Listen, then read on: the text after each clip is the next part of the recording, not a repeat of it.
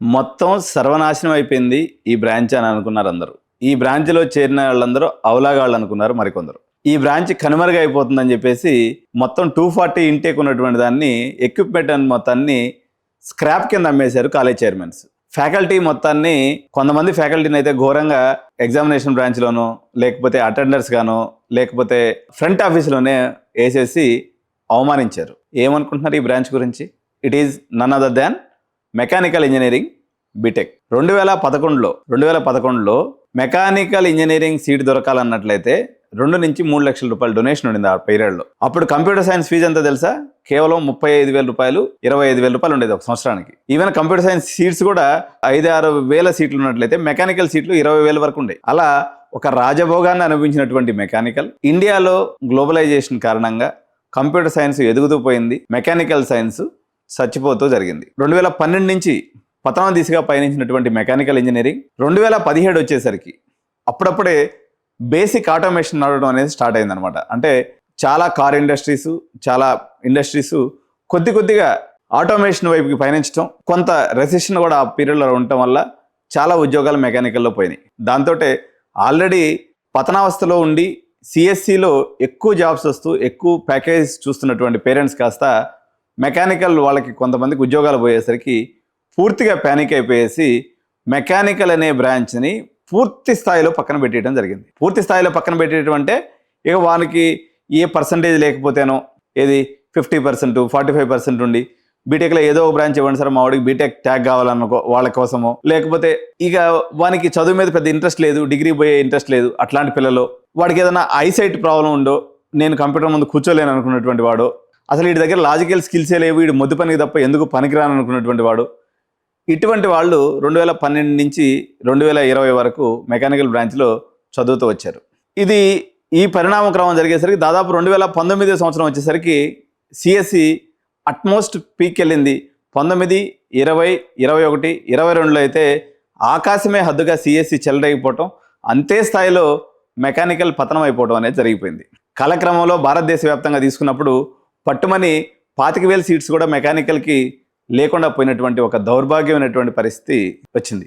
2019 నుంచి కేంద్ర ప్రభుత్వం కానీ లేదా తెలంగాణలో ఏర్పడినటువంటి నూతన కాంగ్రెస్ ప్రభుత్వం కానీ కోర్ బ్రాంచెస్ యొక్క ఇంపార్టెన్స్ గురించి జేఎన్టీయూ హైదరాబాద్లో జరిగినటువంటి ఒకనొక మీటింగ్లో గౌరవ ముఖ్యమంత్రి గారు దీని గురించి ప్రస్తావన చేసినప్పుడు కాలేజీ యాజమాన్యాలు అదేవిధంగా విద్యావేత్తలందరూ కూడా ఇంటర్నల్గా మనసులో నవ్వుకున్నారు.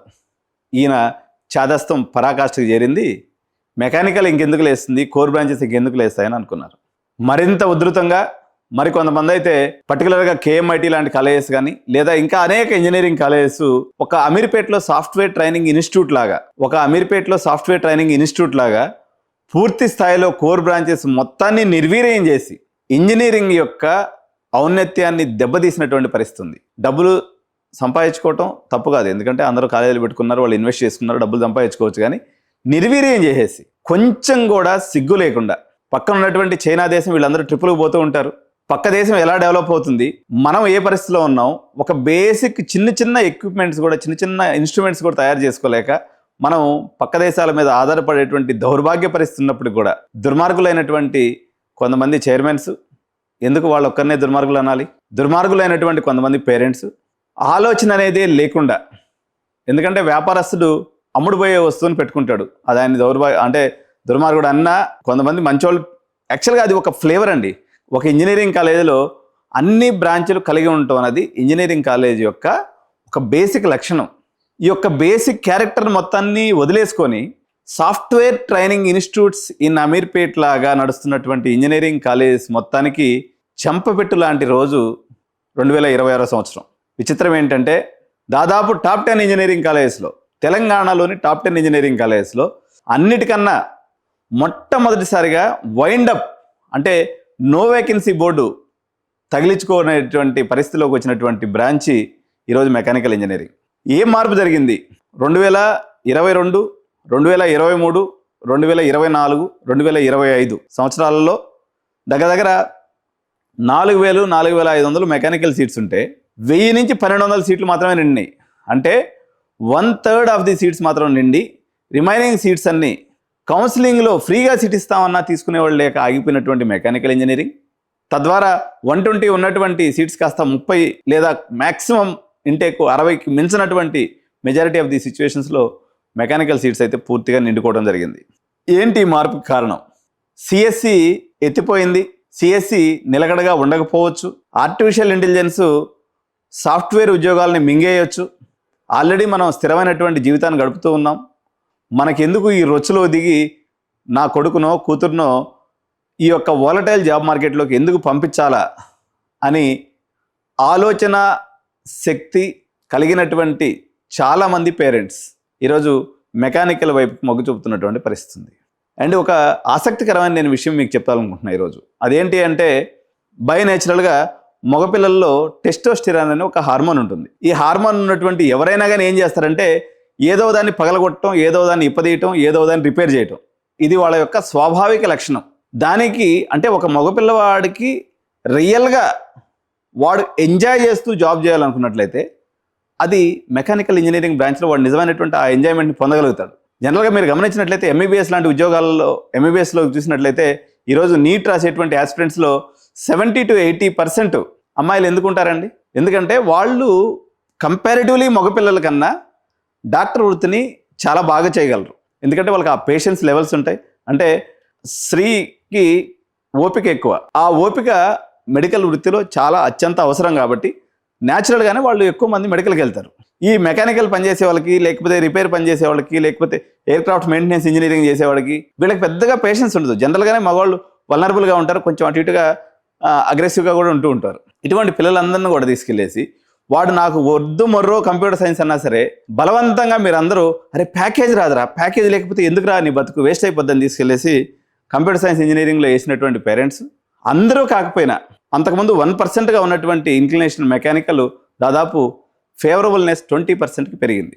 దాని యొక్క విచిత్రమైన పరిణామమే ఇటు కర్ణాటకలో కానీ టాప్ 10 ఇంజనీరింగ్ కాలేజ్లో కానీ, తెలంగాణలో కానీ టాప్ 10 ఇంజనీరింగ్ కాలేజ్లో కానీ మెకానికల్ ఇంజనీరింగ్ సీట్స్ టాప్ 10 కాలేజ్లో అయిపోయినాయి. సార్ మరి మెకానికల్లో ఉద్యోగాలు ఉంటాయా?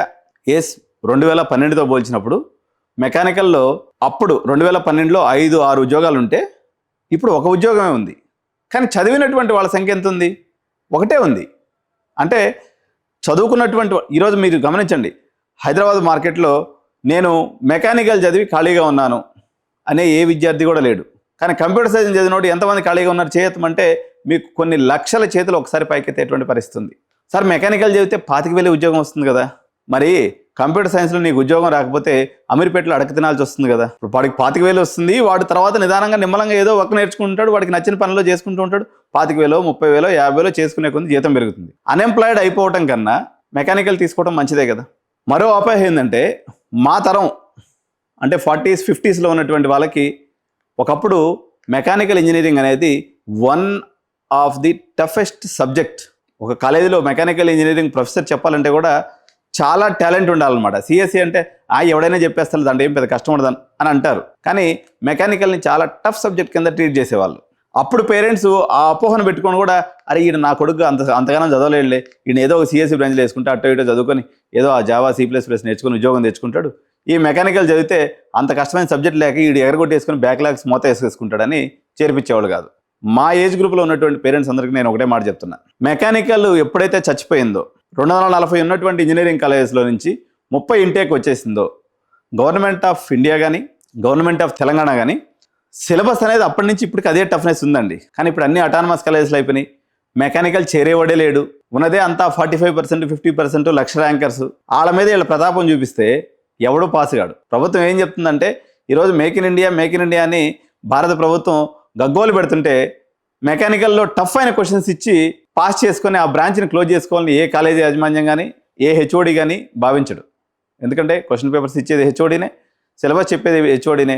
సులభమైనటువంటి సిలబస్ ఆ పిల్లలు చేయగలిగినంత సిలబస్ ఇస్తున్నారే కానీ టఫెస్ట్ క్వశ్చన్స్ ఇచ్చి మెకానికల్ పిల్లల్ని ఫెయిల్ చేసేటువంటి ఉద్దేశం కాలేజీలకు కానీ హెచ్ఓడీస్కి కానీ రాష్ట్ర మరియు కేంద్ర ప్రభుత్వాలకు కానీ ఈరోజు లేదు. కాబట్టి ఒక రకంగా చెప్పాలంటే మెకానికల్లో ఈరోజు సిఎస్సి కన్నా బెటర్ పాస్ పర్సంటేజ్ ఉంది తప్ప తక్కువ పాస్ పర్సంటేజ్ లేదు.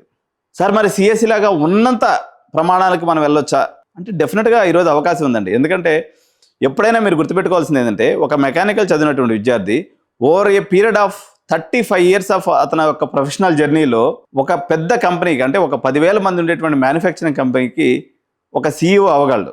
చాలా పెద్ద అవకాశం వస్తుంది. అంటే SMEs అంటారు, స్మాల్ మీడియం ఎంటర్ప్రైజెస్లో వీళ్ళకి వాడు ఆ కంపెనీ హెడ్గా ఒక సంతోషకరమైన జీవితాన్ని గడపగలడు. కానీ ఇక్కడ వచ్చేటువంటి డబ్బులు ఏదైతే ఉంటాయో ఇవన్నీ ఇండియన్ రూపీస్ కాబట్టి డాలర్స్లో లాగా 5 లక్షలు 10 లక్షల లాగా కనిపించదు. 2 lakhs 3 lakhs వస్తుంది. ప్రశాంతమైన జీవితం ఉంటుంది. సాఫ్ట్వేర్ లాగా ఎప్పటికప్పుడు నిరంతరం తొక్కిసలాట అనేది ఉండదు. ఇంకొక విచిత్రం ఏంటంటే, ఇప్పుడు మా జమానాలో అంటే మా పేరెంట్స్ ఎక్కువ సంపాదించుంటారు, అక్కడ సంపాదన తక్కువ ఉండింది కాబట్టి డబ్బుల కోసం పాకులాడారు. ఈరోజు విచిత్రంగా వాళ్ళ వెల్ సెటిల్డ్ ఫ్యామిలీ ఉంటుంది అనుకోండి. వెల్ సెటిల్డ్ ఫ్యామిలీ అంటే ఒక 5 కోట్లు 10 కోట్లు సంపాదించుకొని ఉంటారు. వాళ్ళు కూడా కంప్యూటర్ సైన్స్ ఉద్యోగాలు కావాలని పరిగిస్తున్నారు. వాళ్ళకి డబ్బుతో అవసరం ఏముంది? వాళ్ళు ఇప్పుడు పిల్లలు ఏమేమి వస్తువు కాదు కదా, అంటే వాడు మిషన్ లాగా కష్టపడి డబ్బులు సంపాదించడానికి వాడు మనశ్శాంతిగా ఉండాలనేటువంటి ఒక ఆలోచన కూడా ఉండాలి. అంటే పరిగెత్తి పాలు తాగాలనేటువంటి ఆలోచన ఉన్నటువంటి వాళ్ళు మెకానికల్కి రాకపోవడం ఇప్పటికి కూడా మంచిదే. బట్ నిలకడగా ఉండాలి, జీవితం ప్రశాంతంగా ఉండాలనుకునే వాళ్ళకి మాత్రం డెఫినెట్గా most sought after branch in engineering for the academic year 2026 is unanimously mechanical engineering. కాబట్టి ఆ బ్రాంచ్ తీసుకోవాలనుకున్నటువంటి విద్యార్థులు కళ్ళు మూసుకొని తీసుకోండి, ఎటువంటి ఇబ్బంది లేదు. సో ఎడ్యు9 మీకు అవసరమైనటువంటి ఏదైనా ఫర్దర్ గైడెన్స్ కావాలనుకున్నట్లయితే మమ్మల్ని సంప్రదించండి. సో ఛానల్ అయితే తప్పకుండా సబ్స్క్రైబ్ చేసుకోండి. మెకానికల్ తీసుకోవాలనుకున్నటువంటి ఆస్పిరెంట్స్ అందరికి కూడా ఈ వీడియోని షేర్ చేయండి. ఇంకొక విషయం, అమ్మాయిలకి మెకానికల్ ఇంజనీరింగ్ తీసుకోవచ్చా? ఈ పాయింట్ మనం మిస్ చేసాం యాక్చువల్గా ఈ వీడియోలో. అది ఒక విషయం కూడా చెప్పేస్తాను. ఒక మెకానికల్ బ్రాంచ్ ఒక 100 మంది ఉంటే సహజంగా ఆ 100 మందిలో 20 మంది మాత్రమే అమ్మాయిలు ఉంటారు, 15 మందే ఉంటారు జనరల్గా చెప్పాలంటే, ఒక 15%. మరి అమ్మాయిలకి మరి ఫీల్డ్ వర్క్ ఉంటుంది కదా, అంటే మొహాలకి గ్రీజ్ పూసుకోవాలి కదా, బోల్డ్లు నట్లు స్క్రూలు తిప్పాలి కదా, ఇది అమ్మాయిలు చేయగలరా? ఆ జమానా పోయిందండి. స్క్రూలు తిప్పుకోవడం, గ్రీజ్ పూసుకోవడం మొహానికి ఆ జమానా లేదు ఇప్పుడు. ఇప్పుడంతా కూడా స్మార్ట్ వర్క్ అయిపోయింది. కంప్యూటర్ ముందు కూర్చొని చేసుకుంటున్నారు ప్రతి ఒక్క వర్క్ కూడా. అమ్మాయిలు కూడా మెకానికల్ బ్రాంచ్ తీసుకోవచ్చు. అండ్ వీళ్ళకి ఉద్యోగ అవకాశాలు ఉంటాయంటే కంపారిటివ్లీ బాయ్స్ కన్నా అమ్మాయిలకి ఎక్కువ అవకాశాలు ఉంటాయి. కారణం ఏంటంటే, ఏదైనా ఒక ఆర్గనైజేషన్లో ఒక 1000 మెంబర్స్ ఎంప్లాయీస్ ఉన్నప్పుడు ఏ ఎంప్లాయర్ అయినా అథవా అంటే తక్కువలో తక్కువ ఒక 30% ఉమెన్ మ్యాన్ పవర్ ఉంటే బాగుంటుంది అని సహజంగా కోరుకుంటారు. కానీ ఇక్కడ ఉన్నది 15% అమ్మాయిలే కాబట్టి మెకానికల్ చేరినటువంటి ప్రతి గర్ల్కి కూడా జాబ్ అనేది డ్యామ్ షూర్గా వస్తుంది. మోరోవరు అమ్మాయిల మధ్య సహజంగా ఈగోస్, క్లాషెస్ 100 పంచాయతీలు ఉంటాయి. ఈ అబ్బాయిలతో సహజంగా వీళ్ళు తక్కువ పర్సెంటేజ్ ఉండటం వల్ల వీళ్ళు నెత్తిన పెట్టుకొని చూసుకుంటారు తప్ప ఎటువంటి ఇబ్బంది అనేది ఆడపిల్లలకి ఈ బ్రాంచ్లో లేదు. Thank you so much. జై హింద్.